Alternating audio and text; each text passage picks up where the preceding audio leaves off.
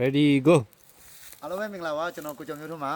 ကျွန်တော်ဝါကင်းနဲ့ရောက်နေတယ်ဝါကင်းဆိုတော့ကျွန်တော်မနေ့ကအရင်နေ့ကကျွန်တော်တင်ထားတဲ့ဝဘိုးဝါအပင်ငယ်နဲ့တင်ထားတယ်အခုကျွန်တော်ဝဘိုးဝါအကြီးခင်းနဲ့ကိုရောက်နေပါတယ်ဝဘိုးဝါတွေကိုမှဒါကတော့ကျွန်တော်တို့ရွာငံကိုသွားတဲ့လမ်းပေါ်ကရွာတရွာမှာဝဘိုးဝါတွေကိုစိုက်ထားတဲ့ဝါကင်းထဲမှာပါစိုက်ထားပြီးရုံနဲ့မဟုတ်ဘူးသူတို့ကလက်ရှိခုတ်နေပြီအပင်တွေလည်းကြီးနေပြီလက်ရှိရောင်းလဲရောင်းနေပြီဒီဝါတွေကိုအဓိက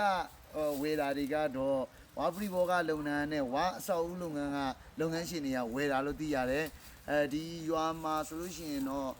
သူက transportation ကမျိုးတွေနဲ့နည်းနည်းဝေးတဲ့အတွက်ဝဘိုးဝါတစ်လုံးရဲ့ပေါက်ဈေးက8000ပဲရပါတယ်8000ပဲရတယ်တိုးတိုးညာလဲ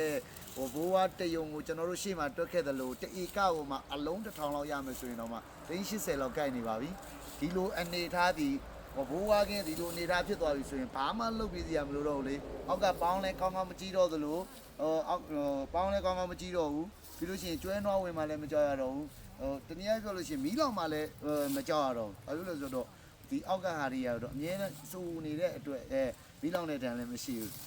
ဆိုလိုတာကကျွန်တော်တို့မိတ်ဆွေတွေဘိုးဝါစိုက်ခင်းတွေတဲမယ်ဟိဆိုလို့ရှိရင်နောက်ထပ်9နှစ်နေဘာဖြစ်လာမလဲ10နှစ်နေဘာဖြစ်လာမလဲ2 20နေဘာဖြစ်လာမလဲသိဖို့အတွက်ကျွန်တော်ရှင်းပြပေးတာပါကျွန်တော်ခံမှန်းတာတော့ဒီလိုမျိုးစိုက်ကင်းဖြစ်လာဖို့ဆိုရင်ကျွန်တော်စစိုက်တဲ့အခြေအနေကနေပြီးတော့မှ10နှစ်လောက်မှသာလင်းအခုလိုမျိုး380 300ဆိုတဲ့ဒီဝါအလုံး1000လောက်တရေကကိုဝါအလုံး1000လောက်ရတဲ့အနေအထားကိုရောက်မှာပါဒါ transportation အဖြစ်အဆင်ပြေတဲ့နေရာမှာရှိနေပေမဲ့ဈာထဲမှာမြို့နဲ့အလံဝေးတဲ့နေရာတစ်ခုမှရှိနေတဲ့အတွက်ဒီနေရာမှာဆိုလို့ရှိရင်ဝါဈေးကတက်တာနေသေးပါတယ်8000ပဲရှိပါတယ်ဆိုတော့ကကျွန်တော်တို့မျိုးနဲ့နီးနီးနားနားမှာစိုက်မယ်ဆိုလို့ရှိရင်ကျွန်တော်ချင်းဗီဒီယိုမှာပြောခဲ့တယ်လို့ဝါတစ်လုံးကို2000နဲ့8000ဆိုရင်နှစ်ဆခွဲကွာနေပါတယ်